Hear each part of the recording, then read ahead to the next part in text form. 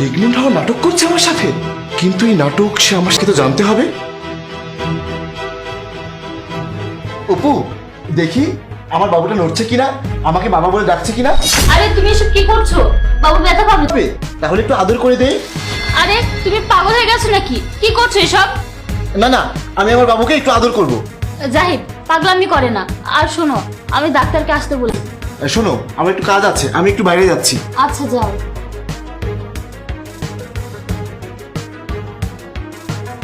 Apu pregnant না হয়েও আমাকে বলছে প্রেগনেন্ট।